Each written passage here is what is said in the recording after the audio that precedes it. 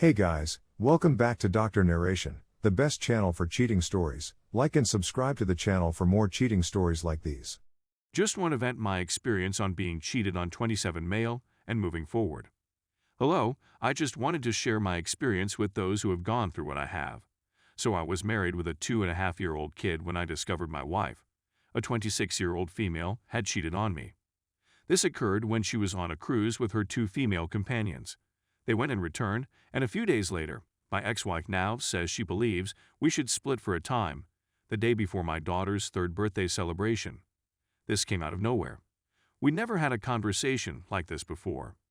Backstory: I was in school at the time, working full-time, caring for my kid, and relocating to a new home in our town. We used to dispute a lot and didn't have the finest communication skills. Having said that, when she asked whether I wanted to go on the cruise, I responded fine, no problem. She spent the most of the time watching our kid, and I thought it would be a good thing for her to do with friends, despite the fact that we didn't have the money to accomplish it at the time. I would keep an eye on our daughter while she was gone. So when she asked whether we should split up, I became really unhappy and ended up leaving for the night to go to my parents' place. We ended up canceling her family birthday party. We eventually communicate and agreed to try to work things out. So I located a marital counselor and scheduled an appointment for us that week. We went for about 3 to 4 weeks till I discovered the true cause for her want to divorce.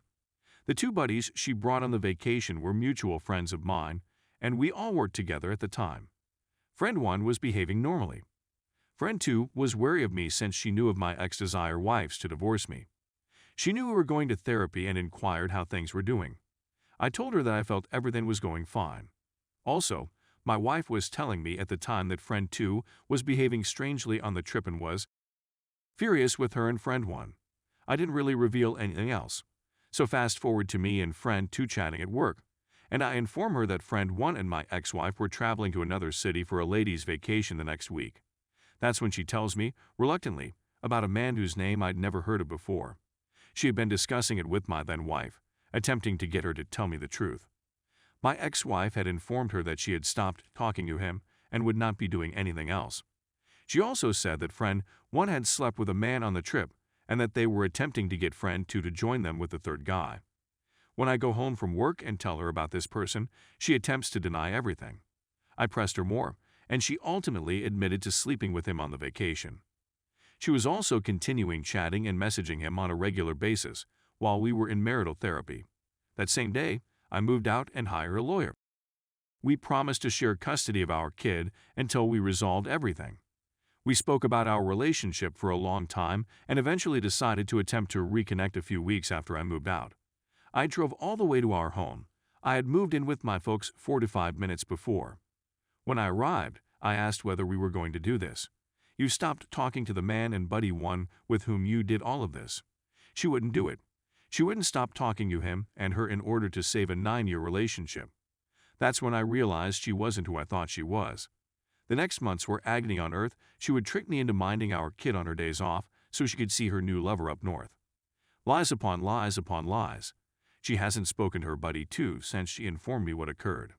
At one time, she told me it was my fault since we didn't communicate properly and would quarrel. Make my life a living misery. Fast forward, through it all, Friend 2 and I became even closer friends and began dating. We've been in a relationship for almost a year. She is a lovely lady who shares my moral principles and loves my kid as much as I do. I have joint custody of my kid, which I like. I keep wondering why this happened to me, but I've realized it's made me stronger. She was incorrect, and no matter how awful she claims our relationship was, it doesn't justify the lying, cheating, and manipulative conduct she subjected me to. Also, around 9 months after everything, she crawled back to me, claiming everything was a mistake and she was sorry and so on. She had stopped communicating to him a few months after everything had happened because she wanted to sort things out. She revealed her real nature to me while I was weeping my eyes out after discovering the infidelity and her spitting all over me. Sorry for the lengthy read. It felt nice to get everything out there. I'm at a good spot in my life, with a lovely wife and a kid who loves me. Story 2. Partner of 3 years cheated on me while I was helping refugees. Hello. I'm distraught and feel as if my soul has been torn from me. I was incapacitated for weeks when Russia invaded Ukraine and conflict broke out. I'd eventually realized I needed to do something, so I traveled to Ukraine for a few weeks to assist my family and others. My girlfriend was supportive and would email me every day for weeks saying I'm a hero and that she loves me, misses me, and wants me to send her Snapchats every day. She was sending me the sweetest messages, and we were in constant contact. Then, just 3 days before my flight home, she stopped talking to me and answering the phone. She responded twice over the following 3 days, the first time with, "We will chat later," and the second time with, "Give your travel details." I said a few days before she ghosted me that it gives me tremendous comfort to know there is someone waiting for me and how much I miss her. She suggested we take the day off and simply snuggle. She eventually abandoned me at the airport and never picked me up. It was very painful. When I got home to our house, she wasn't there either. I recalled we had location sharing turned on, so I went to a random spot in town. It took me to some strange flats, and I never saw her automobile. I continued phoning her around 1 a.m. to urge her to come over and speak about what was going on, but she shut off her phone and I went home. I called her grandparents the following morning to find out what was going on, and they were unsure. They called her younger brother, who stated she was staying at a family friend's home. Later in the day, she eventually returned home when her grandmother persuaded her not to break up over the phone. When she told me to sit and that we needed to split up, she was absolutely cold-hearted and showed practically no emotion. She said that we are two distinct persons who must go our own ways. I was appealing with her that we should seek therapy or talk things out instead of breaking up out of nowhere.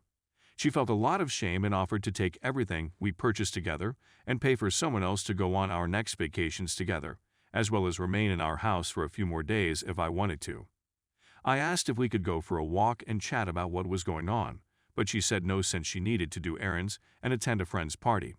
And she was cold and unloving, and she departed. When I left, there were no difficulties, and we were extremely close. When I questioned where she went last night, she claimed she attempted to stay at a family friend's home, but when we phoned them in the morning, they stated she didn't sleep there. She refuses to respond and has departed without explaining why she lied about who and where she slept with. She banned my Snapchat account 2 days before I was supposed to return home. She also restricted my phone number after this, but unlocked it since I had some inquiries about moving out and her brother's job as a messenger wasn't working out. She promised to meet the next day in the evening. When the evening arrived and I inquired whether we could still meet, she changed her mind and emailed me this. "What do you think? I don't want to have another last recollection of you. Yesterday was very courteous, respectful, and lovely. I don't want the recollection of conversing today to be anything other than that. I don't have anything more to say to you. We could never have figured it out. We shouldn't have stayed together after all of the ways we damaged one another. I don't believe you enough to say anything else. You seem to be looking for other explanations, which is not fair. We haven't communicated in a long time. After a few weeks apart, I discovered I didn't miss you, and I'm back to being myself. I have nothing against you. Everything is forgiven to you. If you need anything, please contact my younger brother. Please do not text me or my friends and family after receiving this message. Remember, my people are my people, and they will always back me. They want me to be happy, and they will always be on my side. They can see I'm pleased now, and they enjoy it. Please don't turn everyone against you, and please don't irritate any more members of my family. Don't underestimate yourself. Look for yourself. Goodbye." Then I answered, not sure how to handle this message, but I'll try my best to respect you and your intentions. I've always desired for you to be happy. I hope I was able to assist you through difficult circumstances. There's not much I'm asking for, but I love you and will always love you, whether you're with me or not. Is it possible for us to have one final conversation? Last year was difficult for her since her mother died at the age of 50 from a rare brain condition. We needed to plan her funeral and bury her. But for the remainder of the year, I remained at her side while she battled suicidal despair. I did all I could to help her, even if it meant losing myself in the process. She improved after the new year. I was trying to concentrate on myself when the conflict broke out, and she encouraged me to go aid the refugees. Why would someone be so callous after 3 years together and not care to provide any closure? We were best friends, soulmates, and lived together for over 3 years. After I returned after assisting refugees, I planned to make a proposal. Why would she be so loving and supportive up to the end, and then just disappear and 99% of the time she cheated on me and then broke up with me. Thanks for reading.